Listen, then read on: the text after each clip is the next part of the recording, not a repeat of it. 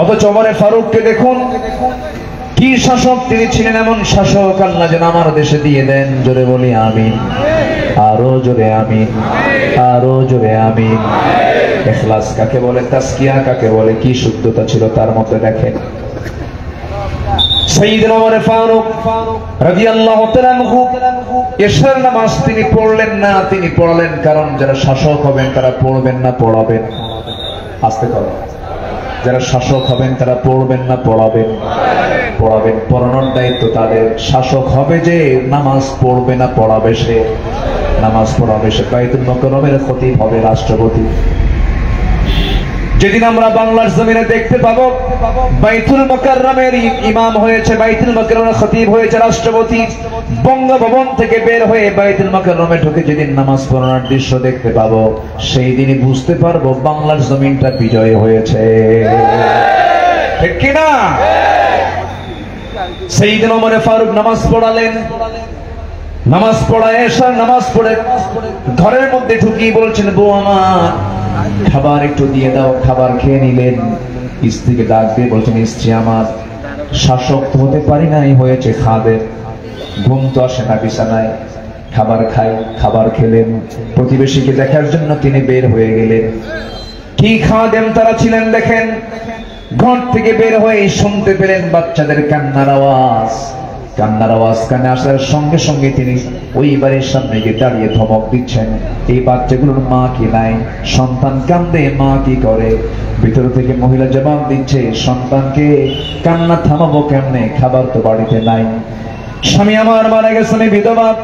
সঙ্গে সঙ্গে সাইয়েদনা ওমর ফারুকের চোখে পানি চলে এসেছে। হারে বিধবা, দৌড় মেরে খাদ্য গুদামে চলে গেলেন। এক বস্তা আটা নিজের পিঠে বহন করে সোজা নিয়ে চলে গেলেন। বিধবার সামনে দাঁড়িয়ে কেঁদে কেঁদে বলছে, ও বিধবারে, আমারে মাফ করে দিও।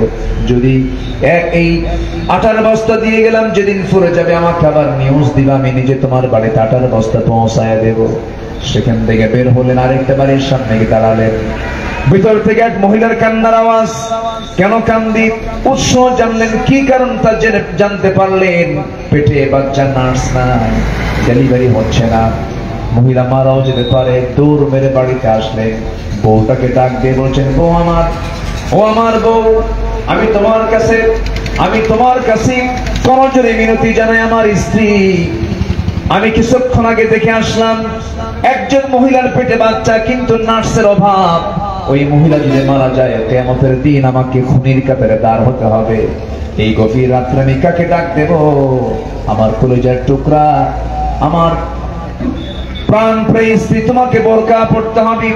বোরকাটা পড়ায় নিয়া বউটাকে সঙ্গে করে নিয়ে চলে গেছেন ওই মহিলার বাড়ির সামনে। এবার হাতটা ধরে ভিতরে ঢুকায় দিয়ে বলছে, আমরা কিন্তু জনগণের শাসক নই, আমরা হলাম জনগণের খাদেম।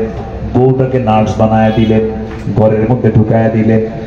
সামনের দিকে আবার চলতে লাগলেন। কেউ নাই, কোনো প্রটোকল নাই। ইমানদারদের সকল হেফাজতের দায়িত্ব কার? আল্লাহ, কাউকে লাগে না। আমার দেশের এই 16 বছর দেখে জাতি পাতি নেতা, তার সামনে 50টা মোটরসাইকেল, পিছনে 50টা মোটরসাইকেল। ঠিক কি না? সাইয়েদনা ওমর ফারুকের কাউকে লাগতো না।